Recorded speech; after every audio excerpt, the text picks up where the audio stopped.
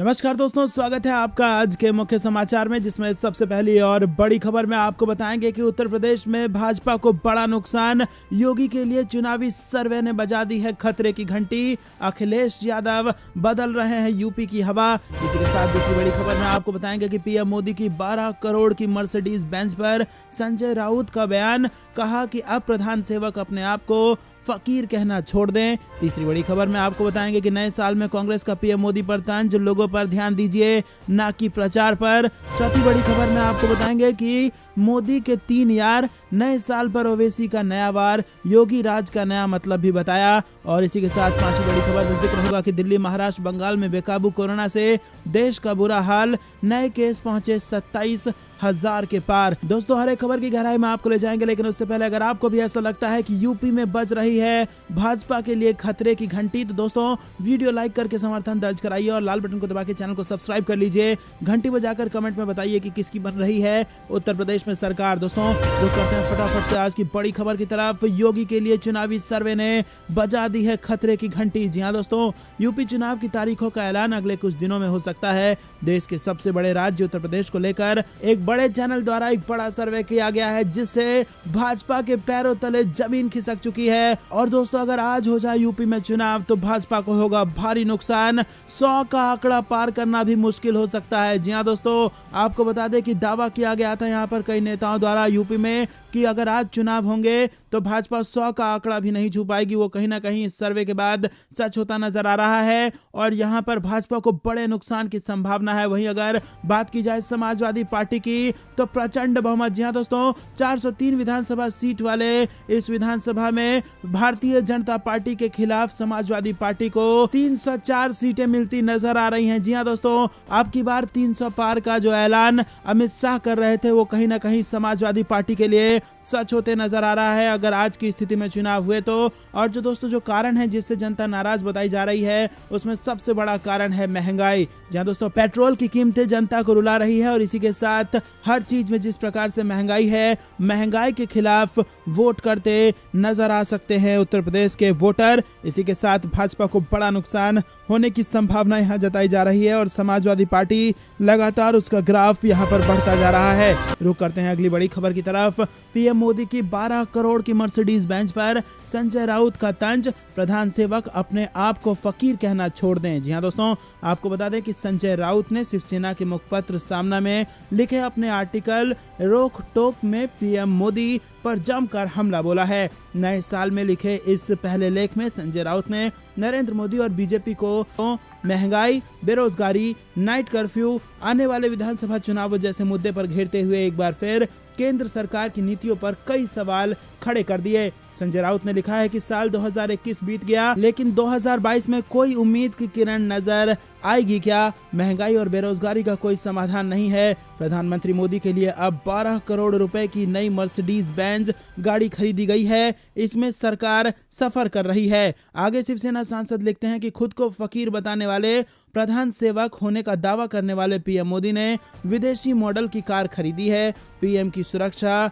आराम अहम है, लेकिन इसके बाद में फकीर होने का दावा प्रधान सेवक ना करें। पीएम मोदी जिन्होंने make in India, startup India, स्वदेशी आदि उपक्रम शुरू किए, वही विदेश में निर्मित वाहनों का उपयोग करते हैं। पंडित नेहरू हमेशा हिंदुस्तानी मॉडल के एम्बेसडर कार का इस्तेमाल करते थे। दोस्तों, विदेशी कार में घूम रहे हैं प्रधानमंत्री मोदी और मर्सिडीज बेंज जो कि 12 करोड़ की बताई है, संजय राउत ने इस पर तंज भी किया है। रुक करते हैं अगली बड़ी खबर की तरफ। नए साल में कांग्रेस का पीएम मोदी पर तंज, लोगों पर ध्यान दीजिए ना कि प्रचार पर। जी हां दोस्तों, कोरोना की तीसरी लहर फिर से दस्तक दे रही है। नया साल 2022 शुरू होते ही कांग्रेस ने मोदी सरकार पर हमला तेज कर दिया है। ट्विटर पर एक के बाद एक पीएम मोदी और मंत्रियों को निशाने पर लेते हुए ट्वीट किए जा रहे हैं। कांग्रेस ने एक ट्वीट में प्रधानमंत्री नरेंद्र मोदी के लिए नए साल का संकल्प पेश किया और तंज भरे लहजे में पार्टी के ट्विटर हैंडल से कहा गया कि वो महज कुछ लोगों के बजाय 130 करोड़ भारतीयों के कल्याण के लिए काम करें। कांग्रेस ने ट्वीट किया कि प्रधानमंत्री मोदी के लिए नव वर्ष के संकल्प, लोगों पर ध्यान केंद्रित कीजिए ना कि प्रचार आधार पर उम्मीद करते हैं कि प्रधानमंत्री को महसूस होगा कि 130 करोड़ भारतीय एक व्यक्ति से कहीं अधिक है। तो दोस्तों आपको बता दें, दूसरी लहर में जो जनता को कोरोना से जो विपत्तियों का सामना करना पड़ा और अब जब तीसरी लहर सामने है, ऐसे में ये उम्मीद जताई जा रही है कि प्रधानमंत्री मोदी जनता पर ज्यादा ध्यान देंगे और उत्तर प्रदेश के चुनाव पर कम ध्यान देंगे और इसीलिए एक के बाद एक ताबड़तोड़ ट्वीट करके कांग्रेस पार्टी पीएम मोदी को घेर रही है। तो करते हैं अगली बड़ी खबर की तरफ, जो कि फिर से उत्तर प्रदेश की सियासत से ही जुड़ी है। पीएम मोदी के 3 यार, नए साल पर ओवैसी का नया वार, योगी राज का नया मतलब भी असदुद्दीन ओवैसी ने बताया। जी हाँ दोस्तों, आपको बता दें, ऑल इंडिया मजलिस इत्तेहादुल मुस्लिमीन प्रमुख और हैदराबाद से सांसद असदुद्दीन ओवैसी ने नए साल के पहले दिन प्रधानमंत्री नरेंद्र मोदी पर जोरदार हमला बोला है। उत्तर प्रदेश के सहारनपुर में एक जनसभा को संबोधित करते हुए उन्होंने कहा कि पीएम मोदी के 3 यार हैं, ड्रामा, फसाद और अत्याचार। ओवैसी ने इसका एक वीडियो भी ट्वीट किया है जिसमें उन्हें ऐसा कहते हुए साफ साफ सुना जा सकता है। वीडियो में ओवैसी आगे कह रहे हैं कि अब अमित शाह को जवाब बकाया नहीं रखते। उन्होंने कहा कि हम अमित शाह और योगी से कहना चाहते हैं कि यूपी में योगी राज है, जिसमें राज में उन्होंने बताया कि राज में आर का मतलब है रिश्वत, ए का मतलब है अपराध और आतंक और जे का मतलब है जातिवाद। तो दोस्तों, योगी राज में आर का मतलब रिश्वत, ए का मतलब अपराध और जे का मतलब जातिवाद, ये नया तंज कसा है असदुद्दीन ओवैसी ने भारतीय जनता पार्टी पर। रुक करते हैं अगली बड़ी खबर की तरफ। दिल्ली, महाराष्ट्र, बंगाल में बेकाबू कोरोना से देश का बुरा हाल। आज नए केस 27,000 के पार पहुंच गए। जी हाँ दोस्तों, देश भर में कोरोना का कहर बढ़ता जा रहा है। हर दिन लगातार केसेस में इजाफा हो रहा है। पूरे देश में कोरोना मामले की संख्या बढ़कर 27,000 के पार पहुंच चुकी है। पिछले 24 घंटे में कुल 27,553 नए मामले दर्ज किए गए हैं। इससे पहले शनिवार को देश के बड़े शहरों में कोरोना की खतरनाक रफ्तार देखी गई है और इसमें मुंबई से 6347, दिल्ली में 2716 और कोलकाता में 2398 मामले सामने आए हैं। इसके साथ ही नए वेरिएंट ओमिक्रॉन के मामले में भी रफ्तार पकड़नी शुरू हो गई है। पूरे देश की बात करें तो यहाँ पर ओमिक्रॉन मरीजों की संख्या 1525 हो चुकी है और इसमें भी सबसे ज्यादा मामले महाराष्ट्र में हैं, जहां इनकी संख्या 460 है। तो करते हैं अगली बड़ी खबर की तरफ। प्रधानमंत्री एक पार्टी को दे रहे फायदा, हम पहरेदारी करेंगे, बोले राकेश टिकैत। जी हाँ दोस्तों, आपको बता दें, किसान आंदोलन को समाप्त हुए कई दिन हो चुके हैं, लेकिन किसान नेता राकेश टिकैत के तेवर अभी भी गर्म है। किसान नेता राकेश टिकैत ने पीएम मोदी पर निशाना साधते हुए कहा कि प्रधानमंत्री एक पार्टी को फायदा देने की कोशिश कर रहे हैं। साथ ही उन्होंने कहा कि हम इसकी पूरी तरीके से पहरेदारी करेंगे। किसान नेता राकेश टिकैत पिछले दिनों उत्तराखंड के दौरे पर थे और अपने उत्तराखंड के दौरे पर किसान नेता राकेश टिकैत ने पत्रकारों से बातचीत करते हुए कहा कि भारत के प्रधानमंत्री एक पार्टी को फायदा देने की कोशिश कर रहे हैं। हम पहरे पर बैठे हैं। यदि प्रधानमंत्री एक पार्टी को फायदा देंगे तो हम उसका पुरजोर विरोध करेंगे। प्रधानमंत्री सबके हैं, पूरे देश के हैं और इस पर पूरी निगाह रखी जानी चाहिए। अगली बड़ी खबर की तरफ। आम आदमी पार्टी कल के लखनऊ में महारैली। जी हाँ दोस्तों, आपको बता दें, उत्तर प्रदेश में 2022 में होने वाले विधानसभा चुनाव में आम आदमी पार्टी भी जोरदार तैयारी के साथ उतर रही है। आम आदमी पार्टी के संयोजक तथा दिल्ली के मुख्यमंत्री अरविंद केजरीवाल रविवार को लखनऊ में पार्टी की महारैली में हुंकार भरने आ रहे हैं। लखनऊ में आम आदमी पार्टी की महारैली स्मृति उपवन कानपुर रोड पर हो रही है और इससे पहले रैली को रमाबाई अंबेडकर मैदान में 28 नवंबर को आयोजित करने का कार्यक्रम था।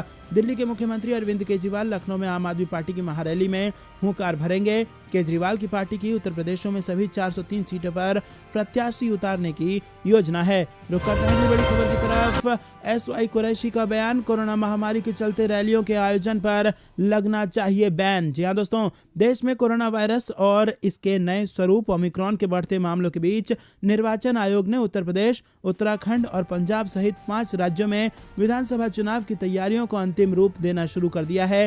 सभी दल अभी से बड़ी बड़ी रैलियां आयोजित कर रहे हैं और इन रैलियों में भारी भीड़ भी उमड़ रही है। ऐसे में आगामी चुनाव को लेकर कई तरह के सवाल भी उठ रहे हैं और इन्हीं सब मुद्दों पर पूर्व मुख्य निर्वाचन आयुक्त SY कुरैशी ने कहा है कि चुनाव की तारीख घोषित होने के साथ ही कोरोना महामारी के चलते रैलियों के आयोजन पर बैन लगा देना चाहिए। बड़ी खबर की तरफ। दिल्ली में 10 साल से पुराने वाहन अब सड़क पर नहीं दिखेंगे, सरकार ने रद्द कर दिए रजिस्ट्रेशन। जी हाँ दोस्तों, दिल्ली सरकार ने शनिवार को 10 साल पुराने 1 लाख से अधिक डीजल वाहनों का पंजीकरण रद्द कर दिया है, जिससे उनके मालिकों के पास या तो इसमें इलेक्ट्रिक किट फिट करवाने या अन्य राज्यों में बेचने का विकल्प है। अधिकारियों ने इसकी जानकारी दी है। दिल्ली परिवहन विभाग के एक वरिष्ठ अधिकारी ने बताया कि आने वाले दिनों में 15 साल से पुराने पेट्रोल वाहनों का भी पंजीकरण रद्द किया जाएगा।